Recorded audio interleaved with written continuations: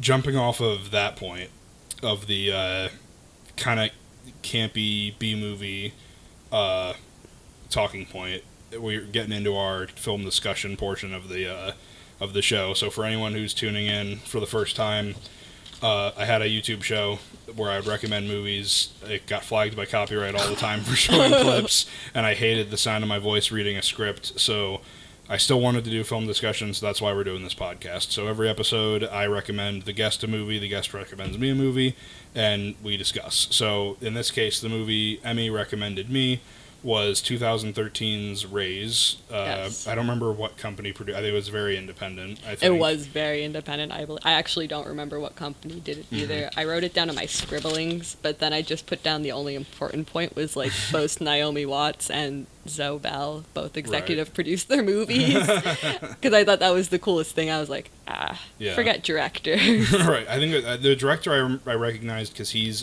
Josh Waller, because he's produced. I don't remember which ones off the top of my head, but I know he's produced at least one or two other movies we've talked about in the show so far, and I think there's like another movie coming up that the Color Out of Space movie. I think he produced that one. That's a cool name. So yeah, he's had his hand in almost every, well, not almost, a bunch of the episodes we've done so far. But yeah. So summarize Raze, because I feel like it's an experience. Yeah. I feel like as a movie, it's not quite quality. I feel like it does have a lot of flaws, but I feel like there's a lot of unintentional magic there. Mm-hmm. Just from the start, like, not starting off with Sabrina, but starting off as Jamie, like, that feeling, that connection of being like, okay, why are we here? Like, just kind of, like, looking around helpless, but at the same time, it also distracted me, because that whole red filter, I'm kind of over that. Like, a lot of people do red, and they're like, ooh, it means scary. Like, oh, evil. I really, like, and I thought about it, and I really wish they would have done, like, a rich purple color to kind of like, because it sort of ties into the organization then of like sort of like this regal like religious thing, Right. which that's where it gets really stupid. The whole organization I feel is very bland, but essentially the movie is bad organization kidnaps women fight to death, not really sure why. They never really they kind of like try to make it seem like women are these magical beings, but there's no real like magic in it besides like that as long as you could kill other people, apparently like you're the best woman ever. You're like enlightened. Yeah, or if you can kill 20 women with your bare hands, you hit nirvana. Right. Essentially. There's kind of like promises of like what you can join the organization or whatever. That was even like thrown out by one of the girls. Like they didn't even offer that themselves. It seems like someone threw it out and they're like, oh, that's a good idea. That's a we good didn't think about that. I had like 3 writers on it too, I'm pretty sure. So I was a little like, that's kind of impressive in like a bad way. Yeah, that's what I was kind of. I had these moments, but like really it was like the writing was one of the odder points along with like the transitions.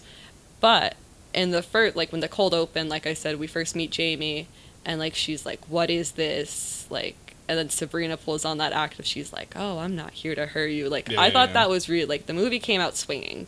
I thought it came out very well.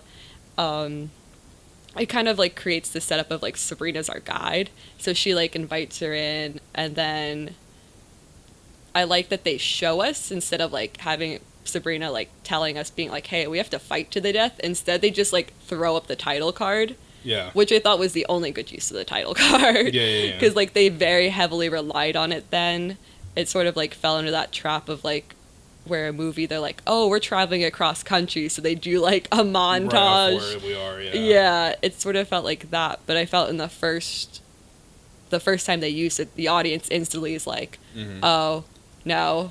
They're about to fight, but I don't think they realized how far the fight was going to go. Yeah. And I do feel like the fight scenes are very, like, they're well coordinated, and I feel like they're very realistic for as realistic as it could be, because with the first fight in particular, like, when Jamie starts crying, Sabrina, like, at this point, you can tell that she can't see these women as individuals. Mm-hmm. They're just a hill to her. Like, she's like, how many more do I have to kill at the end of the fight? Like, you can tell, like, it's established that she has been doing this for who knows how long. She's been killing women. Mm-hmm. But just seeing her, like, screaming at this girl as she's beating in her face, being like, stop crying, like, stop it. Like, you know, it's hurting her because she just wants this girl to die as quickly as possible. But the girl's not really letting her. Like, it's this weird, uncomfortable struggle of, like, I want to kill her fast, but, like, she's crying and, like, it's messing with me emotionally, and that whole sort of, like, inner turmoil. Yeah, and that's definitely prevalent throughout the whole movie, especially when there's a scene where there's two women who are not like, I mean, I guess as, like, much of friends as you could be in that scenario. Yeah. And they don't want to fight, and they have that moment of, like, so what happens if neither of us does anything? And then they realize that they kind of have to do, like, I don't want to spoil it just yet, but, like, there's a lot of moments I thought that was the best written scene, honestly, that fight between Cody and Teresa. Like, that is later on, but that is really good. I thought the women were really, like, I wish there was more diversity, and I don't necessarily mean even, I do wish more in race, but, like, during that fight montage they had, it was really hard to tell who was who, because a lot of girls had blonde hair, long, like, blonde hair. A lot of them had brown, like, they all had, like, similar length hairs. They're all dressed exactly the same. Yeah, so I kind of got confused, like, that girl who Sabrina fought in the elevator, she kind of looked like Cody, so I was a little, like, I've seen the movie before, so I knew it wasn't her, but, like, I could see how someone else would be like, oh, isn't that who she's friends with, though? Right, yeah. It definitely, like, it kind of bothered me when we go, like, wide and there's, like, that angle, like, looking down on them. Yeah. But whenever we're in close-up, I didn't really have a problem. No. Because the one thing I will say, like, it's weird, too, because, like, the fight scenes, like you said, were very well choreographed. I really liked the way they were edited, but there was a lot of editing choices, especially early on, that I didn't really like, where, like, there was a lot of close-up for no real reason. Yeah. There was a lot of quick cuts and scenes that didn't really need quick cuts. That kind of, like, buffs itself out after the first, like, 20 minutes or so. Yeah. So I was glad that wasn't throughout, but on the whole, it is, at the heart of it, is a very, like, it's a B movie. It's like, it's a B movie with heart, I should say, because it's not all about, like, oh, these women are fighting. I don't even think it was, like, intentional either. I do think some of these themes were very unintentional. I do think a lot of it has to do with, like, these women's body. I think the cast really sold this idea with their body language, because like, their dialogue, like, they peppered in, like, how, like, Sabrina was a POW. I thought that was very, like, on the nose. Right. Like, he was like, oh, just because you're a POW you think you're hot shit, and it's like, okay, like, it's cool to know that, because then it explains her skills. And they do, I will give them that, like, even though the first few minutes of, like, the cold open were, like, done with she's, like, on that date, but when they're having that conversation, when she's, like, all shy about being a professional kickboxer, like, or wanting to be a professional kickboxer, I do think it at least sets the standard that, like, these women know how to fight. And, like, it at least, like, gives a rational reason for, like, why these people fight. Yeah.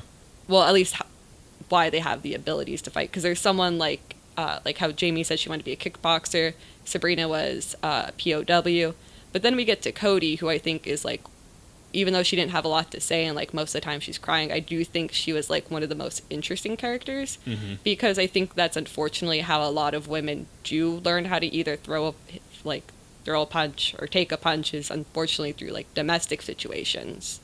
Like, whether it be, like, my mom's new boyfriend or, like, my dad or, like, whoever, like, it is to that girl. Unfortunately, that's usually where they learn how to do it. So I thought it was very relatable in that sense. Even if they didn't mean it, like, even if it was kind of, like, cliche, I think it did kind of, like, pepper a little bit in of that realness that, like, not everybody's, like, a judo master. I don't do, like, kickboxing. It's just, like, she is like, no, I was just enraged and I learned how to defend myself. Like, compared to someone who is, like, Phoebe, who is just, like, obnoxious about wanting to kill people. Yeah. But, I mean, you gotta, well, not necessarily you gotta, but I feel like in that scenario that it is kind of by necessity that you had to have the one you love to hate. The foil. I mean? Right. So, but yeah, the one thing that we touched on a little bit was I guess the reason why these fight scenes are so well choreographed is because a lot of these women are stunt women. Yeah. As like their main, like Zoe Bell famously was Uma Thurman's stunt woman for Kill Bill, and she was also the star of Death Proof, another Tarantino movie. Yeah, I told my boyfriend that. He's like, I had no clue that was the same woman. That's really weird. Yeah, he's like, I don't know how I didn't realize that. I was like, oh. I guess she hasn't aged well. I don't know. Like, no, I don't think he just connected it, to be honest. I think he was just like, I didn't think he thought she'd get more jobs or something. I don't know. But yeah, she was fantastic. One thing I'm kind of impressed by is that she did kind of seamlessly make that leap from stunt woman to actress. No, like, I thought she was really, really good. Yeah, she really sells the role, all the emotional scenes, the scenes where she does get really angry. Like it just seems so natural to her. Yeah, but there were like the most interesting angle to her was also like kind of what like led to this like weird editing, like it was just weird editing at points, like the fact like it's established she's a mother, but I think the interesting part is when she's like, oh, I haven't seen that kid for like, she's like, I don't even know her name. Right. She's like, I haven't met her for 13 years. So it's interesting to have like this mother archetype. Like, I guess everybody assumed at least one of them would have kids, but she doesn't even know her kids. So it's sort of like this like detached like mother figure. Yeah. But like then like they did the obnoxious edits of like her kid in and like stuff like that, and it was like, But it was really cool to see like that she just wasn't like it wasn't that she was a mother fighting for her daughter. It was just her fighting for a child she basically didn't know. Yeah. At the end of it, kind of makes it distinct from like it is a unique movie, but that aspect kind of does make it distinct from like movies of this type where it's like she's not necessarily fighting for to like because she loves the kid. It's like you said, she's fighting because it's a life that she doesn't want to be taken away. It's like even though she doesn't know, like the girl's like 13, so it's not like she's a little kid. So like by this point she has like her own like attitude and stuff like that. So she doesn't even know how the kid is, but she just wants the best for her. Like in her one breakdown when she was like, oh, I was gonna name you Samantha, like that was kind of okay written. I thought it was a bit odd, but I thought it was also a bit nice because we did get to see like a bit softer side opposed in between like the beatings. Yeah, because that's really it essentially is just like it comes to the point where it is like one fight after another. But they like I said, the way they choreograph them are interested in the decisions they make. Like I noticed like Sabrina a lot, she would go for like the mouth and like try and suffocate to be. There was like another girl who did like gouging eyes, and like of course Phoebe's a lot more brutal just by nature. And then some of the girls, like there's a good misdirect with like Brenda and Nancy where like the mentally ill where she's like hallucinating about like her child or whatever, and like pawing out the ground, and like you think, oh, like easy target, doesn't turn out too well. Right, yeah. Like she sort of and then they also like randomly the talk that the wife of the organization who's from Saved by the Bell. Oh yeah, I didn't even think about that. Yeah, is she Kelly? I think. Is that her name? I think maybe. It's either Kelly or Tiffany, but Tiffany doesn't sound right. Okay, we'll say Kelly. We'll say Kelly, but yeah, she was in it. I thought she did a good job too. Yeah, weirdly. especially in that. I think the scene you're referencing where like the one girl doesn't want to fight anymore, and she has to like talk her up. Like that was like it's very twisted, but it's very like almost heartwarming in a weird way. Like it's strange. It is, and she brings this like weird element to it, but like then also tying it to her character. That's why I say, like, I think they kind of had, like, some sort of unintentional themes, because when she's fighting Sabrina, and Sabrina's like, how could you do this? You're a woman. Like, it kind of shows that there are different levels of, like, sticking together within the female group, because, like, right away when they're all together, they're all trying to plan, but then slowly, like, you can tell who's who. Like, we're not just all going to band together because we're women. Like, some of them, like, Phoebe, she wanted to fight. Brenda, she was, like, not there. Like Cody's crying, Teresa's trying to think of a plan, but there is no plan.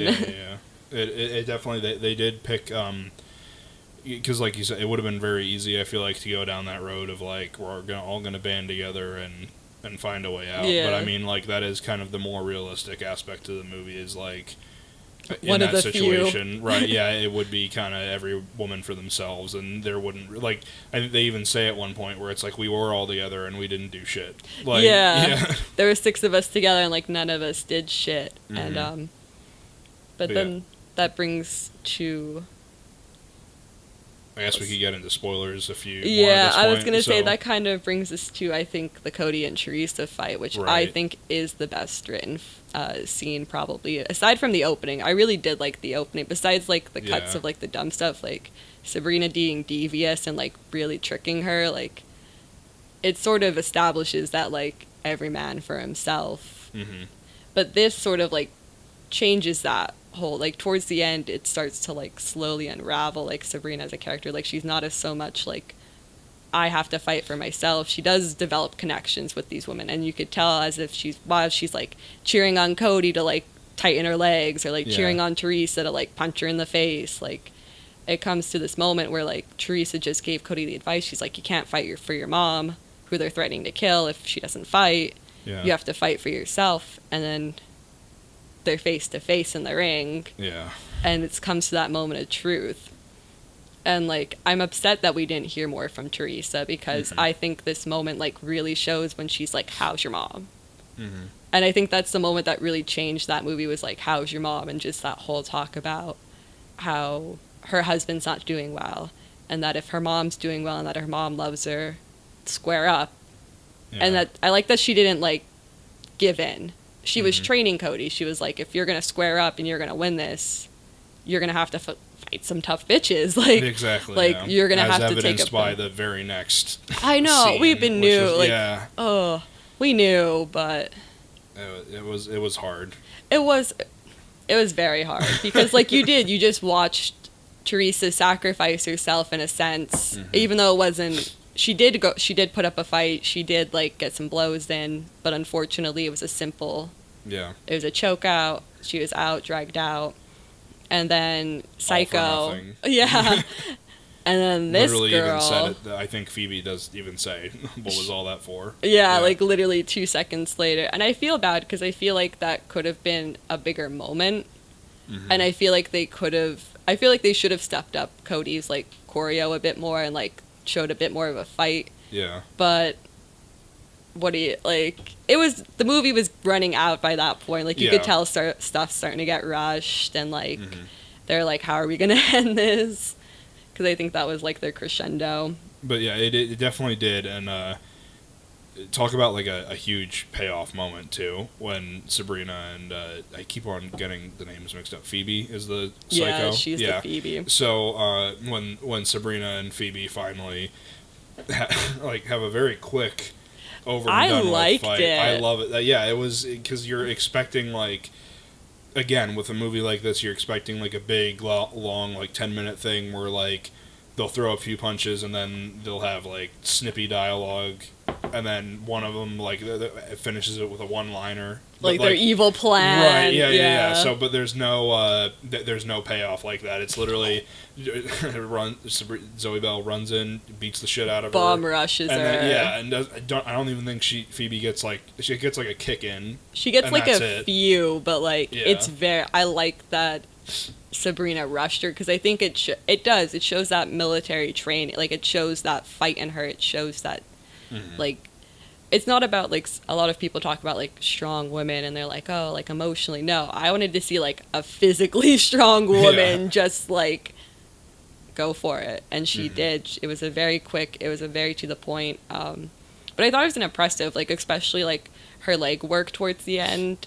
Like, some of that was like very difficult to watch, because she was literally in one place, but she was turning back and forth. Like, Yeah. it was very physically like involved. It was cool. And above all, I think almost even more satisfying than like the ultimate, like when she finally gets out and she kills the people who kidnapped her. I'd argue that the Phoebe kill was, I think, the most satisfying. Besides when she flicks the shit at the guard, that was very satisfying. And when she does kill him at the end, that was also I think actually that was the worst part. Was some of the ending was very fantastical. It was a bunch of bullshit. Like, I guess we can get into that. Yeah. Then. So, at what point for you did it reach that fantastical part? Because I was with it until she actually gets out. Did it happen earlier for you? It was a little earlier because like, the fucking organization, they had like this jigsaw logic. Okay. Like, you know what I mean? Like, yeah. You watch the first Law movie and you're like, yeah, that makes sense. And then like you watch like the 8th and you're like, you're just killing people. Yeah. And that's how it kind of felt. It was like they were like trying to like like when they were talking to, I believe her name was Isabella, and they're like, they had that very beautiful thing where they're like, where they probably got the name of it because he said something about like the women raising from like the ground or so. It was like this nice view artsy piece. But when they're like talking to her and like saying all that, I don't know why, it was just so fantastical at that moment. I was like, you're just saying words. Like there's no real meaning to this. You're like trying to find like some sort of like reason for why these people are doing this, but it's the end of the film. Yeah. It's too late now. You can't go back and add this whole long backstory about where this all came from and why you're doing it. It's just like, and you don't even really need that. So it is kind of like, I guess I didn't really think about it at the time, but now that you say that, I guess in hindsight it is kind of grating to like try and force an explanation when you didn't even really need one. All you got out of it was just, hey, like you even said, bad organization kidnaps women. Like, what else do you need? That's what I mean. Like, they didn't really, like, I see they're trying to go for, like, this weird, like, Mormon, LGS, like, sort of look to them. And, like, the only good scene with, like, all of those people in it was at the end when she is walking with the guns and, like, they're out of focus. And just the way they move behind her I thought was really interesting. But, like, as soon as she, like, was walking, and then, actually, the moment that broke it was when they zoomed in on the sniper, the guy who shot her, and they tried to connect him to being the guy in the first shot, like in the first scene. I was like, why? That's what like, unnecessary. That was like the most unnecessary, like, wrapped end. I'm like, I didn't see this guy the whole film. I saw him in one shot, and now he's shooting Zobel. Like, now. What was, so... my big thing was I was with it, and as she starts to run away, I thought that's where it was going to end, just her running off into the sunset, and I was fine with that. Yeah. And then the shot happens, and I was like, oh, god damn. Like, I for a minute, I thought it was going to be a case where it's like, she goes down, and you think, like, is that it? And then she kills, like, there was going to be a moment where the sniper comes up to her, and it's, like, the final... kill. Oh, if you would have, like, punched him in the face. Yeah, I thought that they were going for that, but then I see, like, it's right through, like, her heart, and I'm like, oh, okay, no, we're not badass blood splatter. Yeah. That kind of, it irritated me, but then when they start showing, like, the flashbacks, and it shows, like, she was in the bar that night when Jamie gets kidnapped, I think for, like, a split second. Yeah, they were all, like all in that same bar, like... Yeah, so what was that? That's what I couldn't mean. make any sense of it. That's what I mean. I felt like it was such...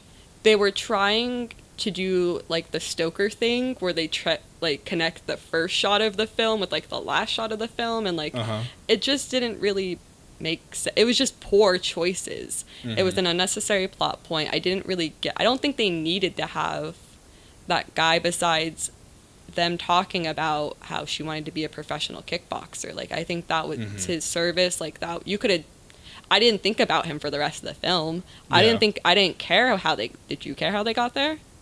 No. I didn't really care how they got... Like, I didn't care how they got there. I didn't care how they found them. I didn't care...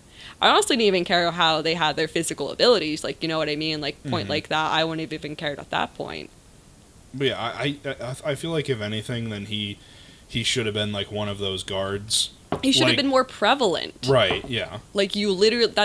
I looked, like... If they would... Because they did a fade shot to, like, him then, like, in the bar. And I was like, if they wouldn't have done that, I would have found no significance with him. I just would have been like... So that guy... Yeah. But, yeah, I thought it was a good movie for, like we said, what it was trying to be. Because you can't really judge something like this against, like, you can't look at Kill Bill and this, and like, I mean, I guess you could, but like, you can't really look at the two of them in the same light. Where it's like Kill Bill is a grade A movie, relishing in some B movie aspects, but like this is like full on, we're B movie and we're proud of it. So I think that most people would probably get turned off by this if it's not your cup of tea. I know at least my whole thing, I'll even admit, like watching it up until the end of the first fight, I was like, I'm not really. This just kind of seems like it's torture porn. But then as it goes on, I'm like, okay, we're working within this B movie pseudo exploitation format. So I can't really treat this as like as something that's trying to be like a grandiose like statement about society. But so I think in that area it definitely succeeds for the most part. It's just like we said, the ending is very fantastical. Right, should have been rewritten, I think. I think there should have been a lot more thought. There just should have been a bit more of a gentle hand, and I think honestly if they would have embraced more of the grindhouse aesthetic, I think someone like Tarantino probably would have recommended this film. Like, you know what I mean? If they would have played on like that, like kill pussycat, kill faster sort of like grain look, I think it probably would have been more digestible to a lot more people. Because I think they would have been like, they would have kind of expected the like pounds and pounds of blood and like the pounds and pounds of like just torture, you know? Yeah. But that's not to say that it's a bad movie. I still very much enjoyed it. With all of its flaws. I think from the beginning up until like an hour and 25 minutes, it's great. Yeah, it was only like an hour and 30, but I do think it probably could have been a 90-minute film. But yeah, it needed a few rewrites. I think that whoever edited it, the only justification I could think of is like they did hire someone to do the beginning and then they fired him. Or he quit or something. And then someone else who was more competent stepped up. But yeah, I have no real major complaints about the movie other than that. It was a very good recommendation. So yeah, I think it's on Hulu. Yeah, Hulu, and then you can rent it on YouTube. Or no, you can buy it on YouTube for I think like $12. Which I don't know if it's worth that. That's not worth $12. Yeah. I was going to say, if it's between watching it, go pirate it. It's fine. Okay. It's fine. But it was, because it is worth the watch. And, but it is, I would classify it as I would say very much as a student film. If I had to say. Yeah, if someone from Kutztown had a budget, this is probably what they would turn out if this was their cup of tea. Exactly. Like, I feel like it was very rushed at the end, but that doesn't destroy, like, the fun along the way, and it doesn't, like, destroy, like, the relationships we see, and, like, the cast did do an amazing job, I thought. And Doug Jones wasn't in, like, 50 pounds of makeup for once, which was He could have been his naturals for, like, 5. He had, like, so few. That's why I feel like they didn't really utilize them. Like, they were so... You heard his voice, but, like... Yeah. He was a good fit, I think, too. He kind of... like goes into that like smarmy sort of like smug villain very well. He was great.